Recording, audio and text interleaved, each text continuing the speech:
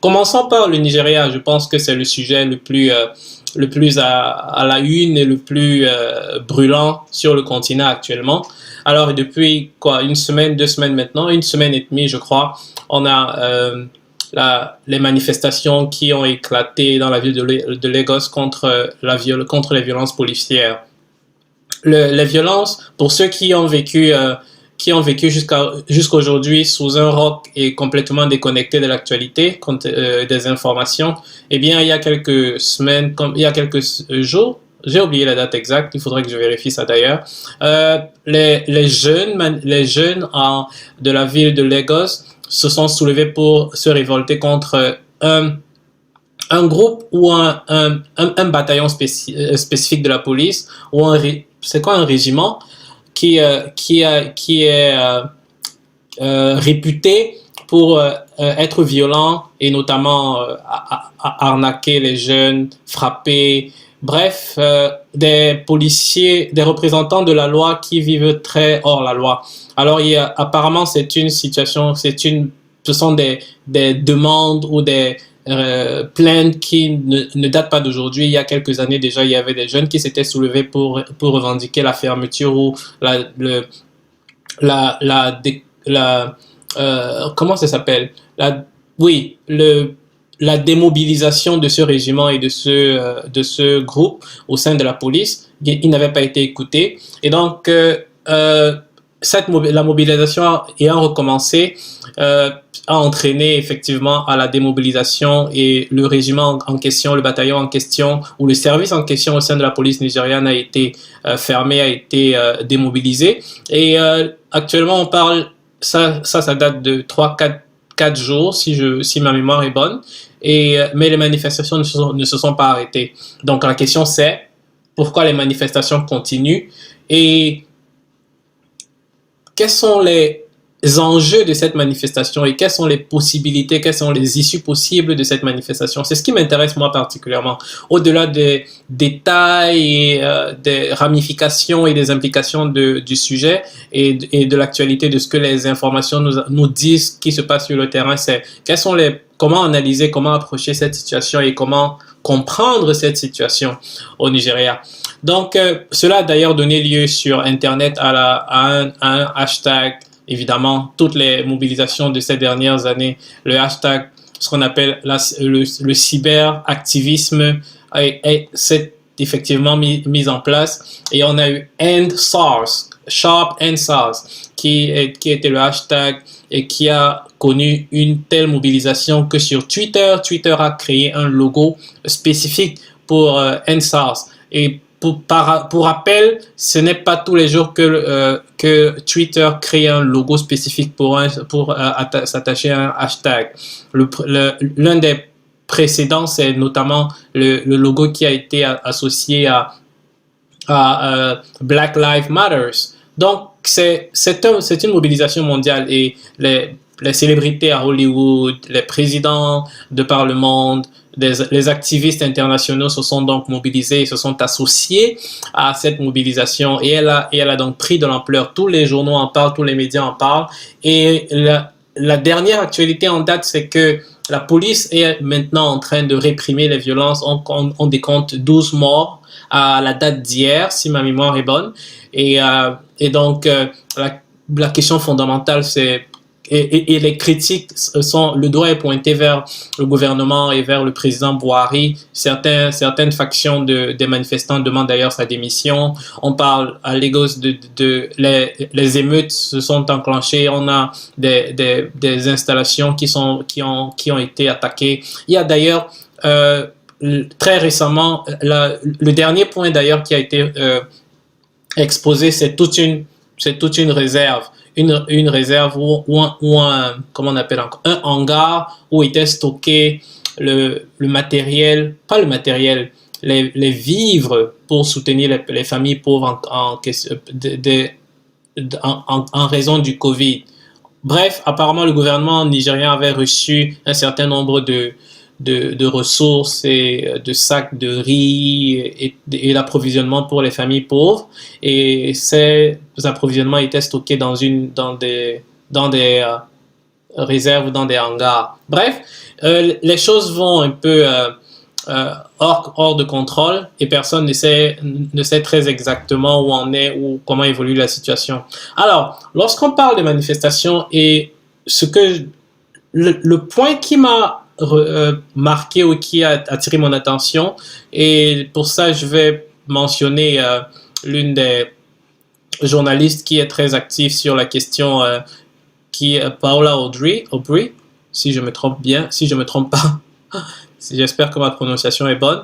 Donc, Paola a relevé, je pense, dans une intervention sur une chaîne qui lui posait la question, qui l'avait invité à analyser cette manifestation et ce soulèvement de jeunes au Nigeria. Elle a fait un parallèle que j'ai trouvé très adéquat et très approprié avec ce qui se passe aux États-Unis, les manifestations Black Lives Matter, BLM en abrégé.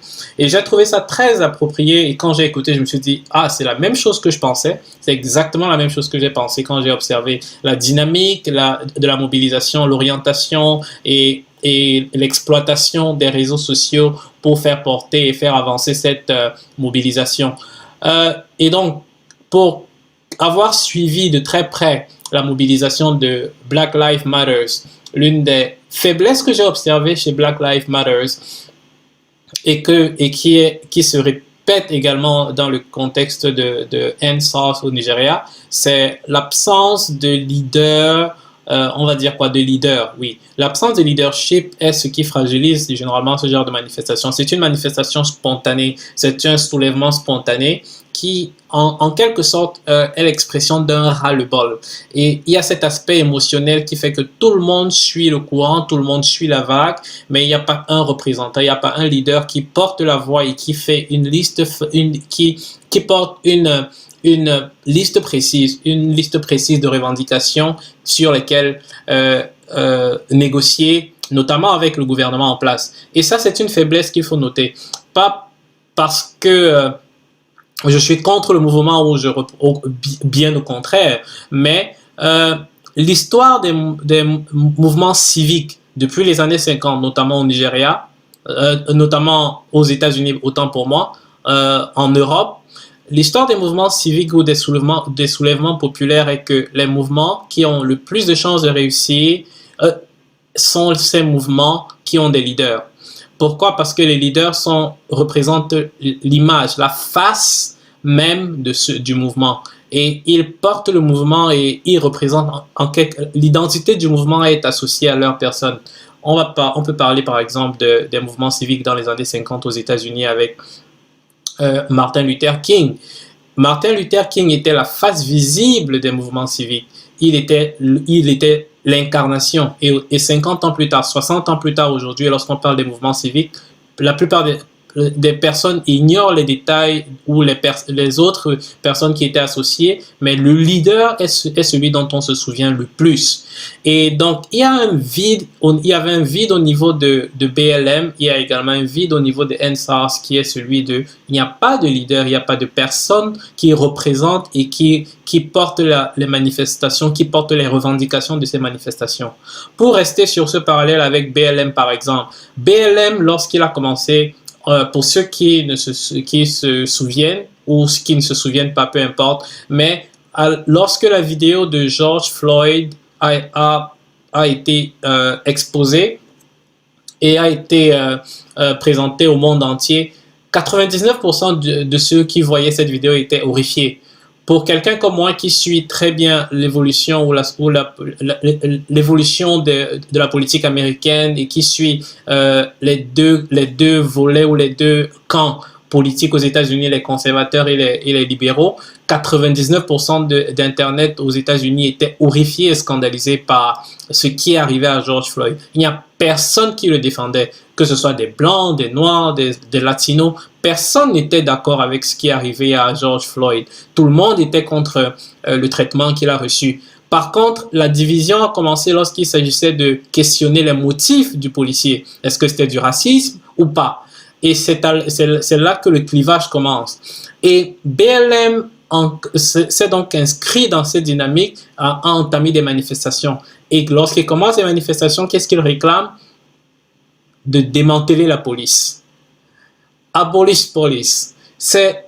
Et le label même, la revendication en elle-même portait tout le poids et tout le bagage émotionnel qui était attaché, qui est attaché. C'est un ras-le-bol qui est exprimé plus qu'une revendication claire et précise. Alors, sur les premiers jours des manifestations, lorsque toutes les villes, lorsqu'on a des gens qui manifestent dans toutes les villes, évidemment la population est d'accord, les citoyens lambda sont d'accord, tout le monde soutient le mouvement.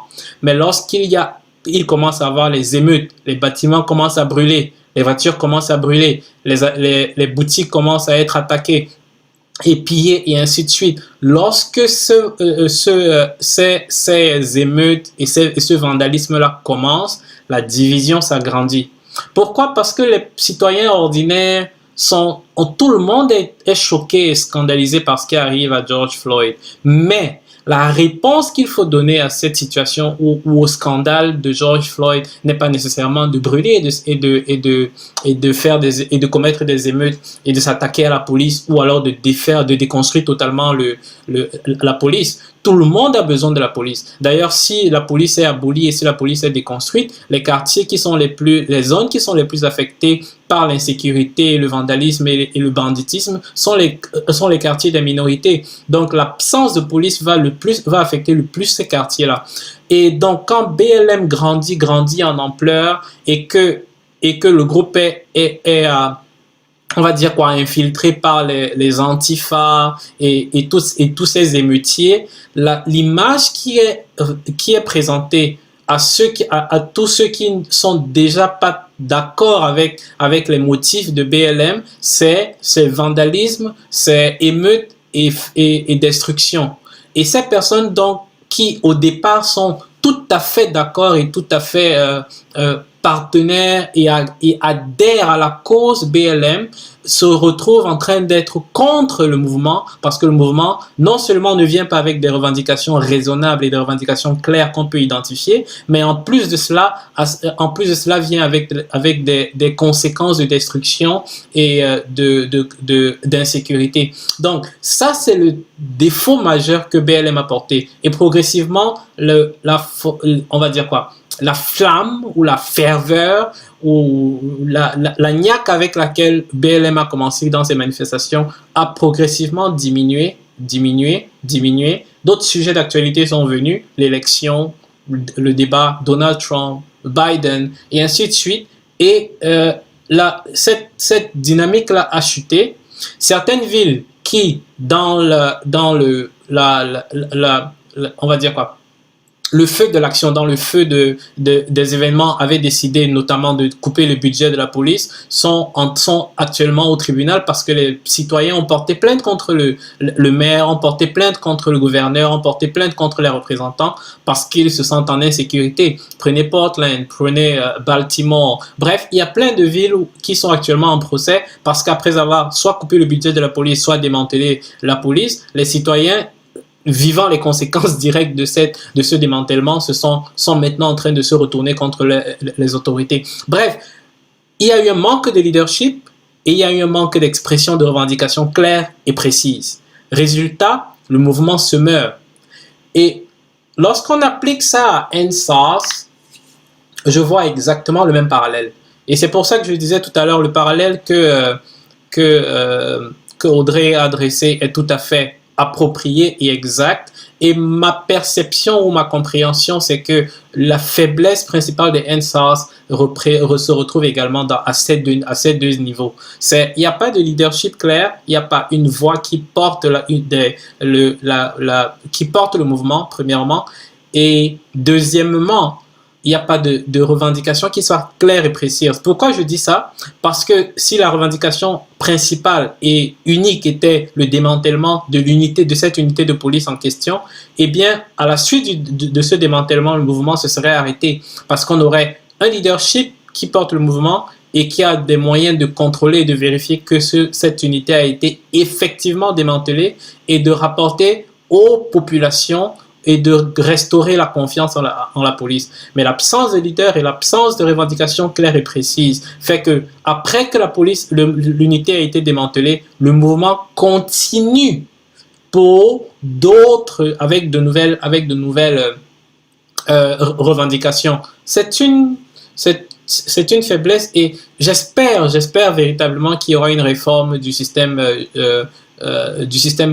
policier au Nigeria. J'espère que le gouvernement fédéral et les gouvernements locaux vont s'atteler à réformer la police et à changer et à restaurer la confiance dans la police. Mais en même temps, j'espère que le mouvement va pouvoir se réformer en lui-même. Le mouvement EndSARS va pouvoir se réformer et établir un canal de communication avec les autorités qui permettra de rassurer les populations, d'avoir une interface de communication et d'interaction. Et je pense que c'est un rôle que la société civile au Nigeria doit jouer et va jouer à l'avenir. Mon souhait, c'est que l'ordre revienne le plus rapidement possible au Nigeria, parce que n'oublions pas que le Nigeria, c'est la première économie d'Afrique. Lagos, c'est la capitale la plus dynamique d'Afrique. En termes de production culturelle, en termes de dynamisme économique, il n'y a pas de pareil au Nigeria en Afrique. Donc,